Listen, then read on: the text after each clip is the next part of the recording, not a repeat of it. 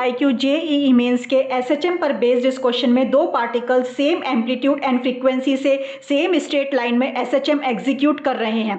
वे दोनों एक दूसरे को अपोजिट डायरेक्शन में जाते हुए उस समय क्रॉस करते हैं जब उनका डिस्प्लेसमेंट उनके एम्पलीट्यूड के हाफ हो जाता है। तो उनके बीच का फेज डिफरेंस क्या होगा? इसके एक्सप्लेनेशन में फेजर डायग्राम का कंसेप्ट यूज करते हुए cos फाई की वैल्यू बेस अपॉन हाइपोटेन्यूज से फाइंड आउट करेंगे।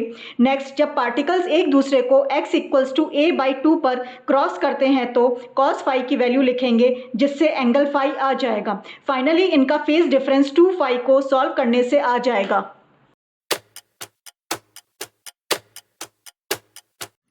इस क्वेश्चन में एक एसएचएम करते हुए पार्टिकल का डिस्प्लेसमेंट टाइम के साथ x = 12 sin ωt - 16 sin ωt के अकॉर्डिंग वेरी करता है, तो इसका मैक्सिमम एक्सीलरेशन क्या होगा? इसके एक्सप्लेनेशन में एसएचएम के पैरामीटर्स का कंसेप्ट यूज करेंगे, जहां हम गिवन इक्वेशन को रीअरेंज करेंगे ताकि हम ट्रिग्नोमेट्रिक आइडेंटिटी sin 3θ की हेल्प से इसे स्टैंडर्ड इक्वेशन में कन्वर्ट कर सके। इस इक्वेशन को हम एसएचएम की स्टैंडर्ड इक्वेशन से कंपेयर करने पर हमें एम्पलीट्यूड a = 4 और ओमेगा a = 3 ओमेगा मिल सकता है। नेक्स्ट, हम मैक्सिमम एक्सीलरेशन के फॉर्मूले में a ओमेगा² के वैल्यू को रख करके सॉल्व करेंगे तो हमें मैक्सिमम एक्सीलरेशन फाइंड आउट कर सकते हैं। नेक्स्ट क्वेश्चन में एक m मास का पार्टिकल x एक्सिस के ओरिजिन पर ऑसिलेशंस एग्जीक्यूट करता है और उसकी पोटेंशियल एनर्जी Vx = kx³ है। यहाँ k एक पॉजिटिव कांस्टेंट है। यदि ऑसिलेशंस का एम्पलीट्यूड a है तो टाइम पीरियड t किसके प्रोपोर्शनल होगा? इसके एक्सप्लेनेशन में हम डायमेंशनल एनालिसिस का कंसेप्ट यूज करेंगे।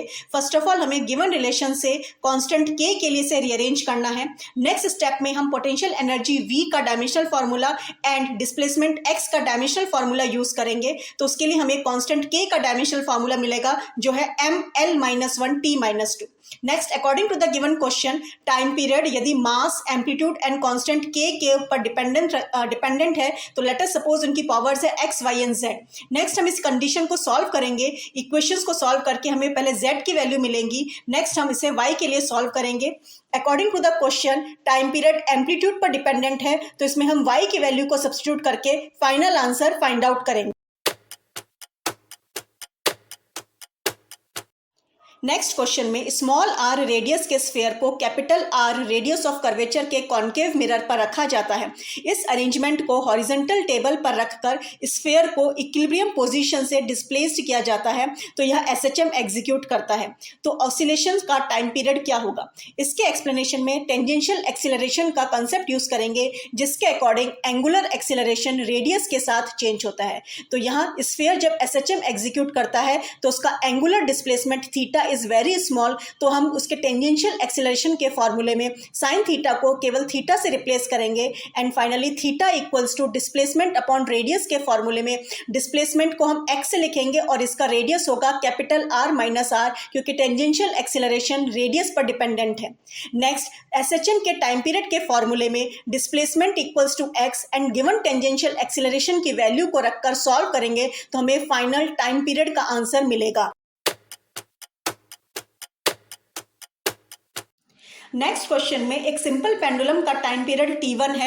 यदि पॉइंट ऑफ सस्पेंशन को ऊपर की तरफ मूव किया जाता है according to the relation y = kt², जहां k = 1 मीटर/सेकंड² है और y वर्टिकल डिस्प्लेसमेंट है, तो इस सिचुएशन में इसका टाइम पीरियड t2 हो जाता है।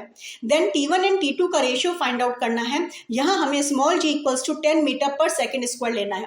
तो इसके एक्सप्लेनेशन में हम सिंपल पेंडुलम के टाइम पीरियड के कंसेप्ट को यूज करते हुए फर्स्ट केस का time period t1 find out करेंगे, जो कि सिंपली स्मॉल g पर डिपेंडेंट होगा। नेक्स्ट, हम सेकंड केस जबकि पॉइंट ऑफ सस्पेंशन को ऊपर की तरफ मूव किया जाता है तो इसमें टाइम पीरियड t2 g+a पर डिपेंडेंट होगा। Next, according to the given question हमारे पास point of suspension y = kt² के अकॉर्डिंग मूव करता है, तो इसकी हेल्प से dy/dt से हम वेलोसिटी v फाइंड आउट करेंगे। नेक्स्ट, dv/dt से हम एक्सीलरेशन a को फाइंड आउट करेंगे।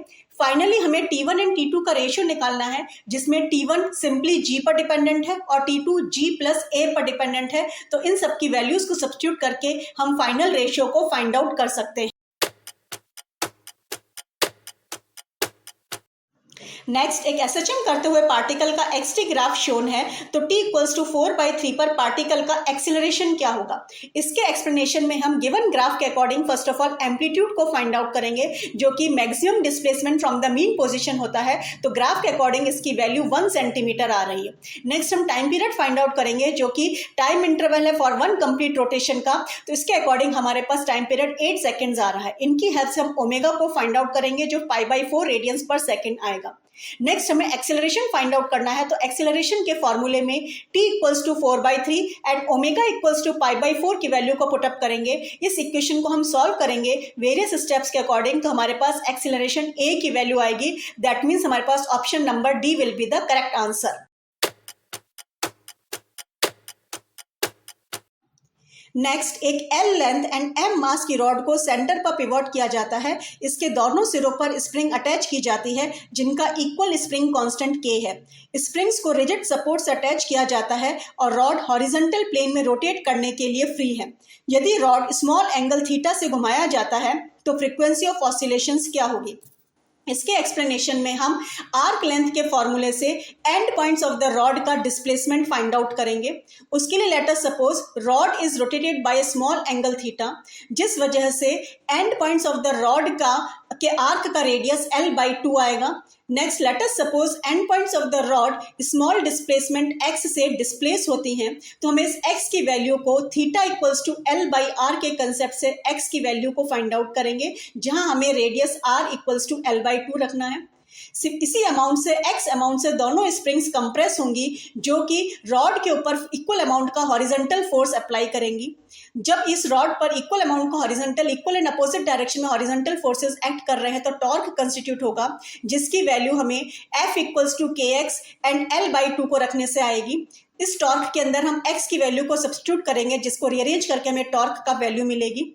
नेक्स्ट ये रोटेशन पर बेस्ड क्वेश्चन है, तो torque equals to I alpha में, जहां I movement of inertia of the rod है, उसको यूज करेंगे और इस टॉर्क को हम प्रीवियस वाले टॉर्क से इक्वेट करेंगे, जिससे हमें एंगुलर एक्सेलरेशन अल्फा का फॉर्मूला मिलेगा। Next for a simple harmonic motion alpha equals to omega square theta की हेल्प से हम एंगुलर फ्रीक्वेंसी ओमेगा स्क्वायर को फाइंड आउट करेंगे। Next finally frequency of the rod F equals to omega से हम frequency F का formula find out कर। Next दो इक्वल मास की बॉडीज M एंड N को दो सेपरेट मासलेस स्प्रिंग से लटकाया जाता है, जिनका spring constant K1 and K2 है। दोनों बॉडीज वर्टिकली ऑसिलेट करती हैं, तो उनकी मैक्सिमम वेलोसिटीज इक्वल हो जाती है। तो M एंड N के एम्पलीट्यूड्स का रेशियो क्या होगा। इसके एक्सप्लेनेशन में according to the given question इनकी मैक्सिमम वेलोसिटीज इक्वल है, तो मैक्सिमम वेलोसिटी के फॉर्मूले में A1 omega 1 equals to A2 omega 2 को सब्स्टिट्यूट करेंगे, जिससे हमें A1 एंड A2 का रेशियो K1 एंड K2 की टर्म्स में आएगा। यहाँ दोनों बॉडीज का मास इक्वल है M, तो M से M कैंसिल होकर हमारे पास final answer K1 and K2 की टर्म्स में आएगा।